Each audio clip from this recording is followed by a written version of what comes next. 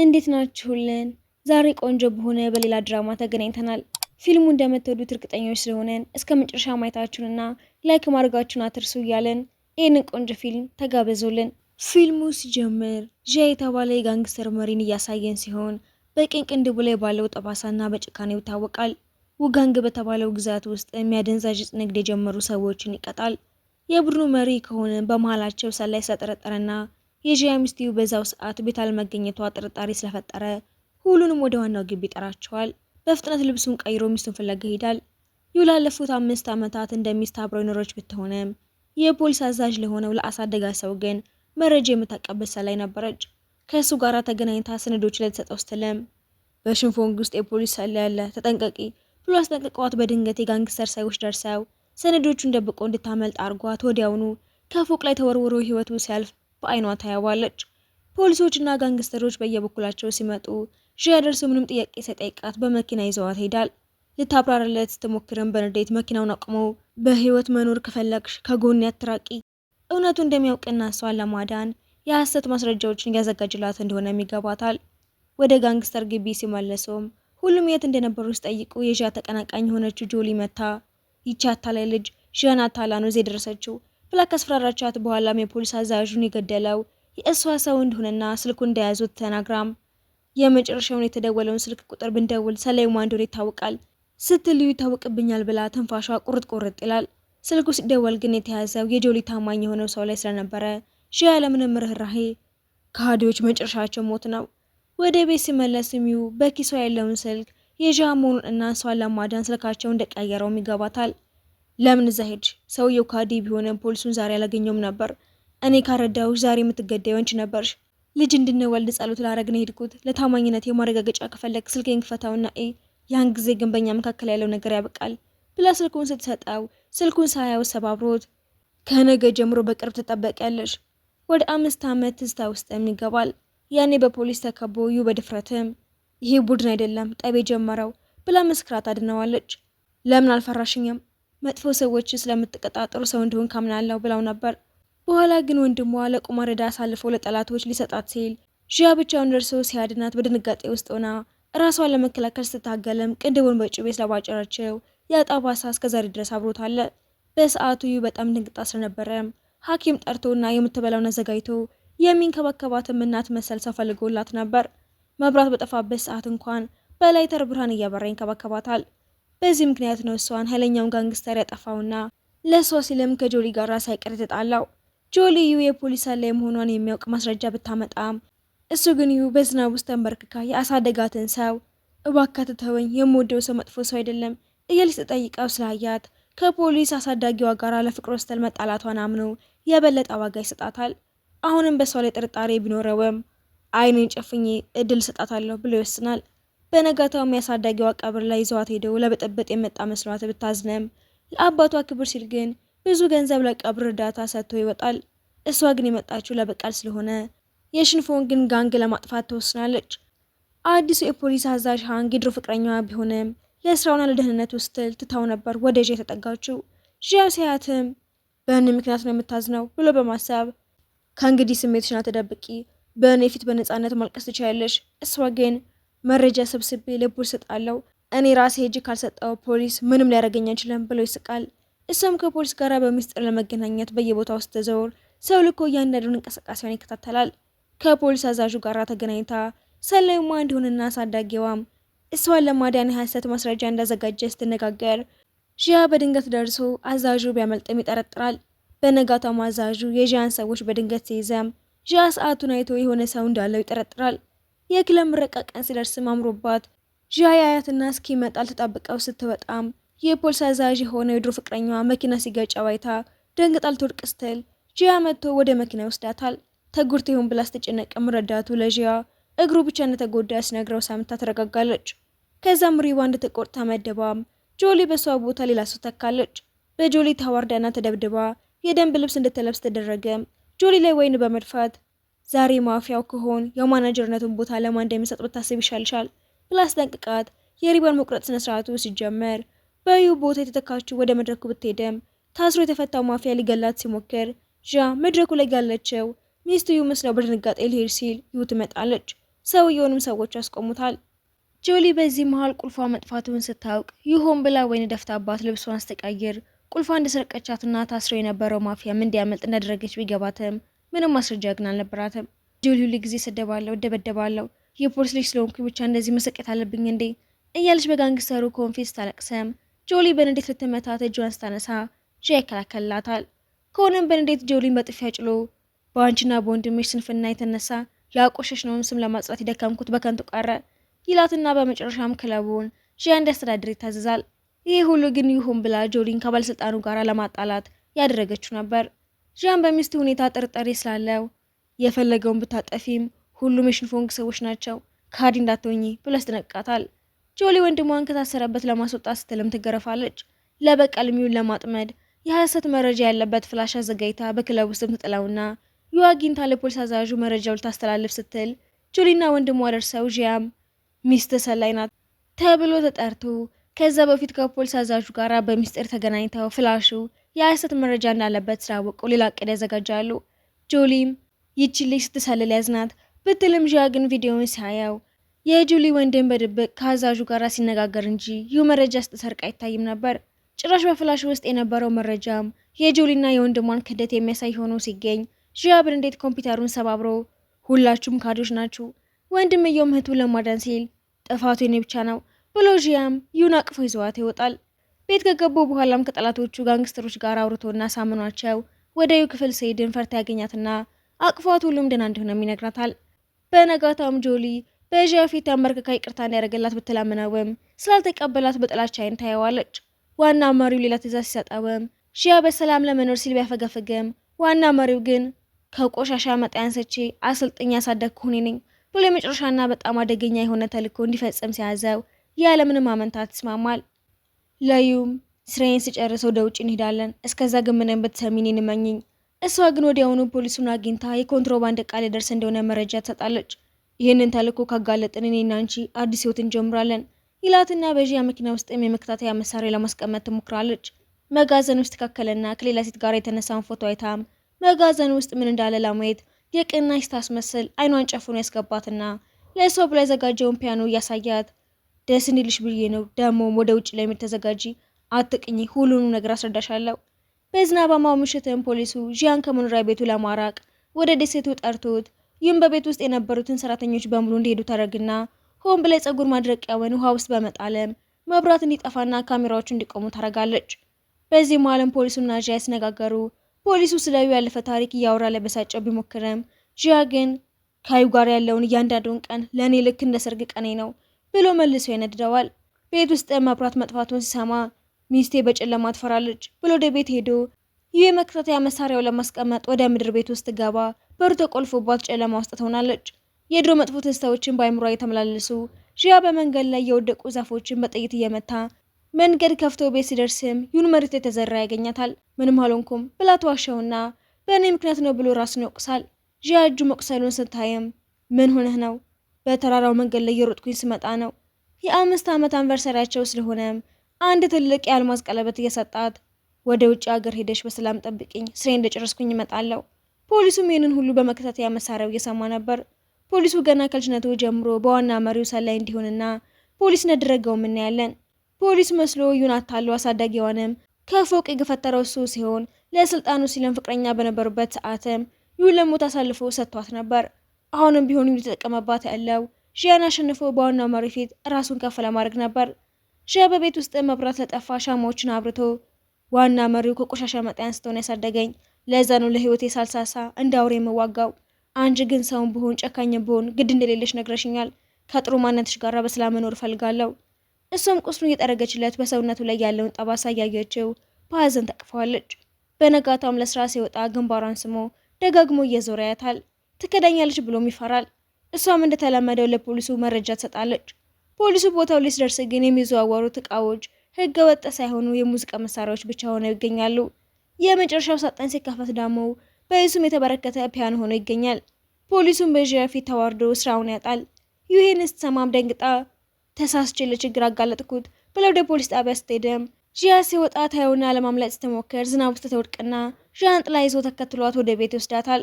የእሷና የፖሊሱን የድሮ ፎቶ እያሳያትም በቤቱ የደበቀችውን ካሜራ ሳይቀር አግኝተውት፣ እሷ ግን እባክህ ፖሊሱን ልቀቀው፣ ከእሱ ጋር ያለን ግንኙነት ድሮ አብቅቷል።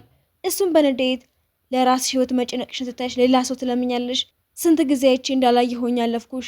ዛሬ እኔ ብያዝ ኖሮ የምሞተውን የነበርኩኝ። ለአንቺ ስልኮ ያልሆንኩት ነገር የለም። ደጋግሜ ስከላከልሽም ነበር። መሳሪያውን ሰጥቷትን ፖሊሱ ላይ ከተኮሰች እንደሚያምናት ይነግራታል።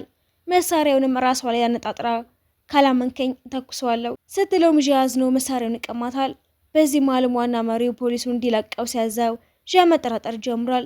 ይህ ብትከዳውም እሱ ግን አሁንም ሊተዋት አልቻለም። ሚስቱን ለመጠበቅ ሲል ማንም ሚስጥሩ እንዳያውቅ ያደርግና ክፍል ውስጥ ይዘጋባታል።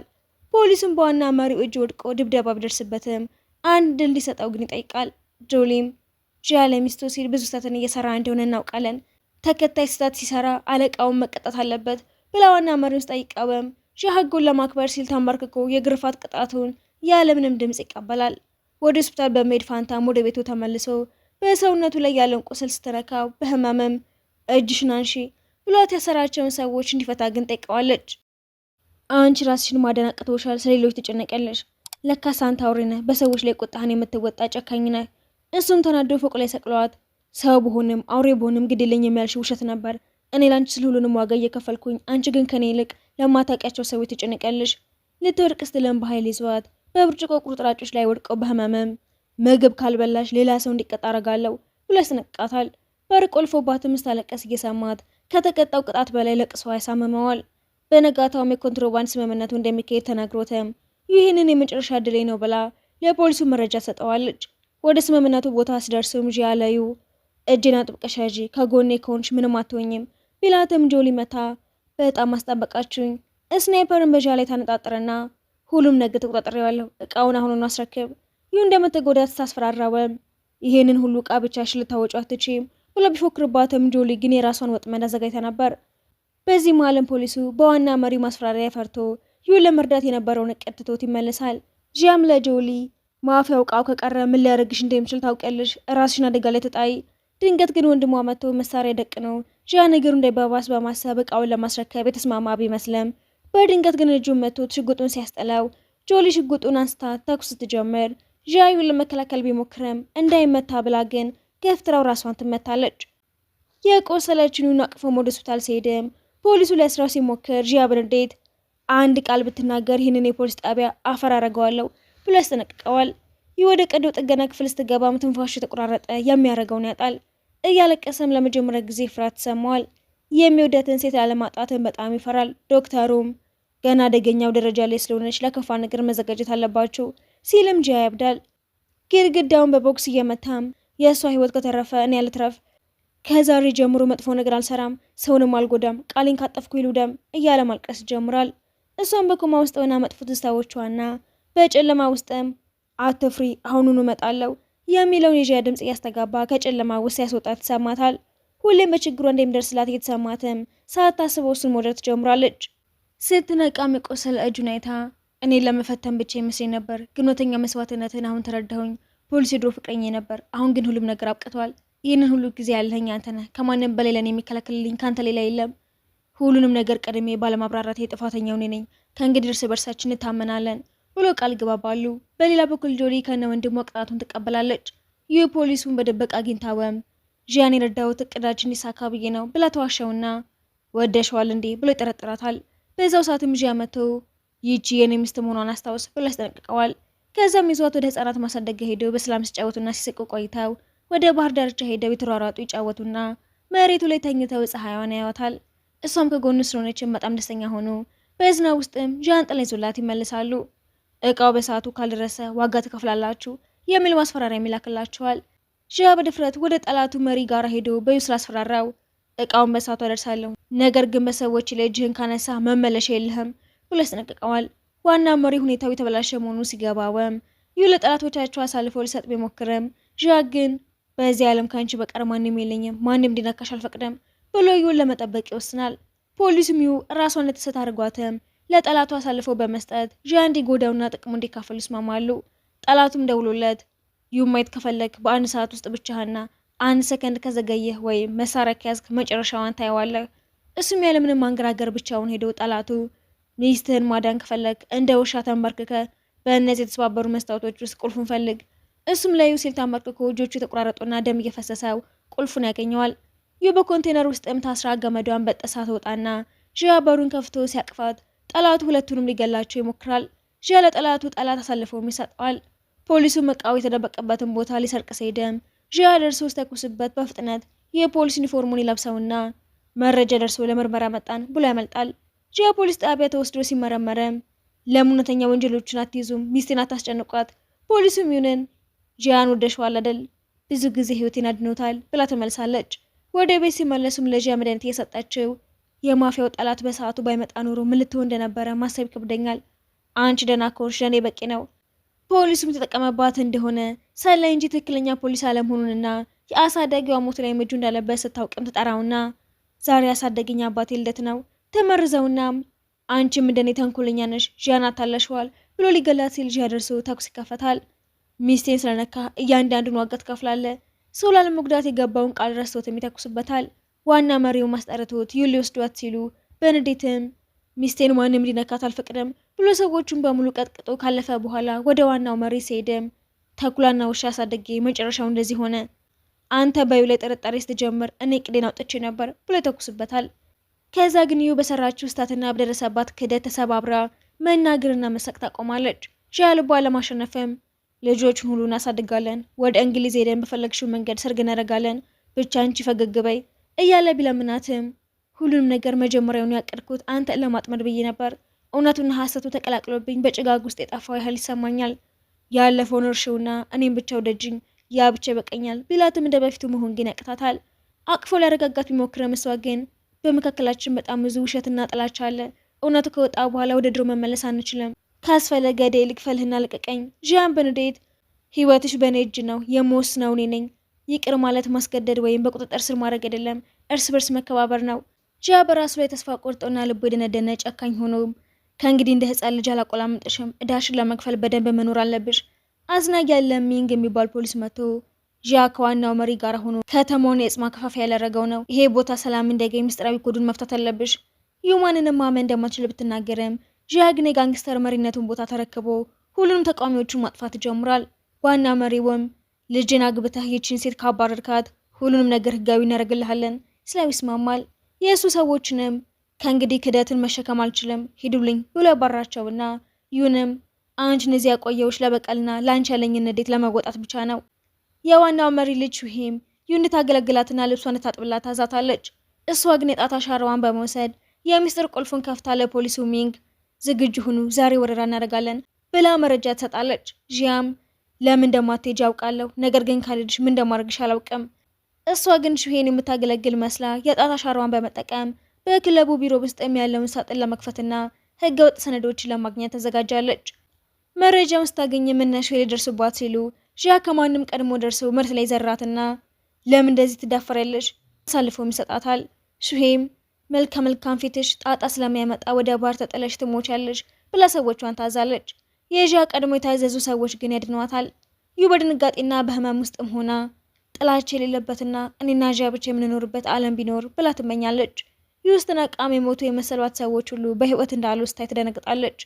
ሁሉም ነገር በዢያ የተዘጋጀ ትልቅ ድራማ እንደሆነና ጂያም ፍቅር ማለት መያዝ ሳይሆን የምትወደውን ሰው ዓላማው እንዲያሳካ መርዳት ነው የሚለውን የዩን ቃል ተረድቶ የዋናውን መሪ ወንጀል ከራሱ ጋር ጭምር ለማጥፋት ከፖሊሱ ሚንግ ጋር ተባብሮ እንደሆነ ይነግሯታል። ጂያም ዩ እንድጠላውና እንድተበረታ ነበር ይህንን ሁሉ ያደረገው።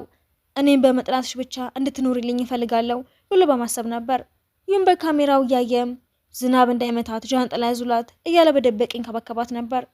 በመጨረሻም ዢያ ከጋንግስተሩ ጋር ተገናኝቶ እቃው መድረሱንና ሰርጉ እንደሚካሄድ ቢናገርም እቃው ሲከፈት ግን በውስጡ የነበረው ተራ ዱቄት ብቻ ነበር። እውነተኛው እጽ ቀድሞ በዢያ እርዳታ ለፖሊስ ተላልፎ ተሰጥቶ ነበር። በድብቅ የጋንጎን ንግግር ቀርጾም ለጋዜጠኞችና ለፖሊስ በማሰራጨት ሁሉንም ወንጀለኞችን ያጋልጣል። ዢያ ዩን በመኪና ይዟት ሲሸሽም በዚህ ሁሉ ዓመት ውስጥ ማስመሰል ምን ያህል እንደሚከብድ አሁን ገባኝ ይላትና ዢያ ቆስሎ ስለነበረ የመጨረሻውን ጉዞ እንደሆነ ያውቃል። መኪናው ድንበር ላይ ሲቆምም ሁሉንም ማስረጃ የያዘውን ሰጥቷትም ለእኔ አታልቅሺ፣ ፖሊስ ጠይቅሽ እኔ አስገድጄሽ እንደሆነና ማንንም እንደማታውቂ ተናገሪ፣ አዲስና ንጹህ ህይወት መኖር አለብሽ። ከልቡ ፈገግ ብሎም ከመኪናዋ አስወርዷት ከርቀት ያያታል። ከረጅም ጊዜ በፊት ገና ንጹህ ልጅ ያለች አይቷት ነበር የወደዳት። ኃጢአቴ ንጽህናሽ እንዳይጠፋው ፈርቼ ነበር የላኩሽ፣ ግን ሳላስበው ወደ ህይወቴ መተሽ አውሬውን ሰው ግድ አይስጠኝም አልሽኝ ብሎ በልቡ ደብቆት የነበረውን ስሜቱን በደብዳቤ ትቶላት ነበር። ዩም ጂያን ለህፃናት ማሳደጊያውና ለእሷ ያለውን ንብረት ሁሉ ትቶላት እንደሄደ ትደርስበታለች። ቤቱን የህፃናት ማሳደጊያ አድርጋ ያስተማራትንና መስዋዕትነት የተከፈለበትን ንጹህ ፍቅር ለመኖር ስትወስን ፊልሙ ይጠናቀቃል።